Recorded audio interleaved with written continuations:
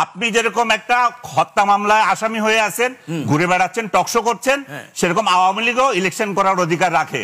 যেদিন তার বিচার হয়ে যাবে সেদিন আওয়ামী লীগ যেতে পারবে না ইলেকশনে। আপনার সমস্যা আছে, সমস্যা আছে মাথায়, সমস্যা আপনাদের হচ্ছে পছন্দ ধরেছে শরীরে। আপনার দালালি করবেন না, আমি বলি আওয়ামী লীগের দালালি করবেন না বসে বসে। হ্যাঁ, আওয়ামী লীগের দালালি করবেন না। আনিস আলমগীর ভাইয়ের একটা কথা আমাকে খুব ব্যথিত করেছে। ফ্যাসিবাদের পতিত শক্তি রাজনৈতিক শক্তি হিসেবে উনি এখনো বিবেচনা করছেন। ফ্যাসিবাদের পতিত শক্তি রাজনৈতিক শক্তি নয়, এবং তার অংশগ্রহণ নিশ্চিত করা মানে ইনক্লুসিভ নির্বাচন নয়, মনে রাখা দরকার। দ্বিতীয়ত হচ্ছে 5ই আগস্টের পর কথিত একটি রাজনৈতিক দলের যে পতন হয়েছে, আনিস আলমগীর ভাইরা সেটা ধারণ করেন না। আপনি শুনেছেন গণ অভ্যুত্থানে সরকারের পতন হয়, পতনের পর ক্ষমতাচ্যুত হয়, কিন্তু রাজনীতি ছেড়ে দেশ ছেড়ে ভেগে যায় শুনেছেন নাকি? যারা রাজনীতি ছেড়ে দেশ ছেড়ে ভেগে চলে গিয়েছেন তাদের নির্বাচনে রাখতে হবে এই দায় জনগণ নিয়েছে নাকি? সেই জন্য সংগ্রাম হয়েছে নাকি? অতএব ইনক্লুসিভ নির্বাচন কি জনগণ তা জানে। হ্যাঁ, নির্বাচন ব্যবস্থাপনায় আওয়ামী লীগ হস্তক্ষেপ করেছে, নিয়ন্ত্রণ করেছে, দখল করেছে, বিধায় তো পতিত শক্তি হয়েছে। নতুবা আওয়ামী লীগের মতো এক সময়কার প্রতিষ্ঠিত রাজনৈতিক দলকে দেশ ছাড়তে হবে কেন? অতএব সেগুলি ইনক্লুসিভ নির্বাচন ছিল না। এখন যেটা হচ্ছে জাতীয় ঐক্যবদ্ধভাবে ইনক্লুসিভ নির্বাচনের দিকে যাচ্ছি।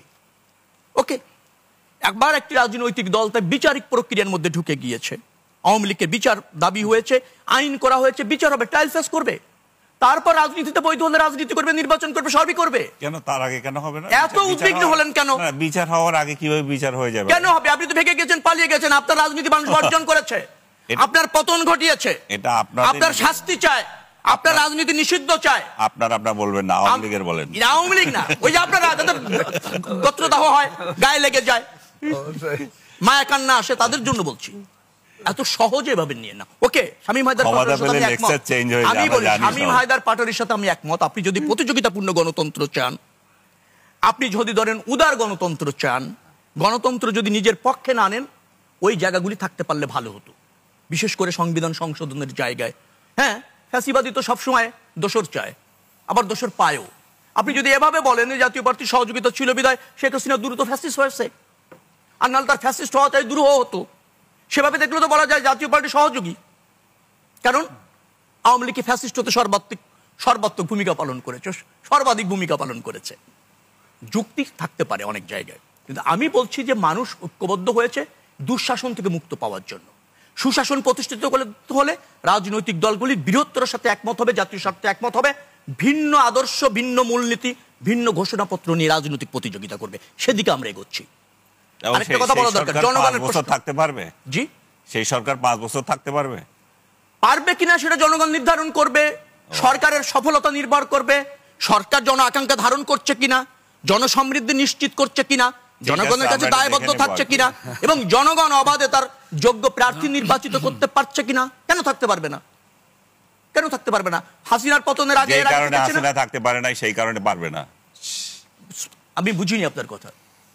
যেটা ইনক্লুসিভ ইলেকশন করে নাই বলে হাসিনা থাকতে পারে নাই, সেরকম ইনক্লুসিভ ইলেকশন হয় নাই বলে। না, আপনি ইনক্লুসিভ নির্বাচন মানে হাসিনার অংশগ্রহণ ভাবছেন, এটাই তো সমস্যা আপনার। হাসিনার না, তাই তো মনে করছে আওয়ামী লীগের। কেন, আর কাকে বাধা দিয়েছে? আর কত বাধা নয়, জাতীয় পার্টি দিতে পারছে না। কে বলেছে আপনাকে? এখনো পর্যন্ত সেই সিদ্ধান্ত হয়নি। তো আপনি সিদ্ধান্ত, রাজনৈতিক দলগুলির দাবি আছে। আমি আপনাকে বলি, রাজনৈতিক দলগুলির দুই একটি রাজনৈতিক দলের দাবি আছে। কে বলেছে পারছে না? কোথায় পেলেন আপনি এটা? রাখছেন কেন? কথা বলবেন না। কে বলেছে পারছে না?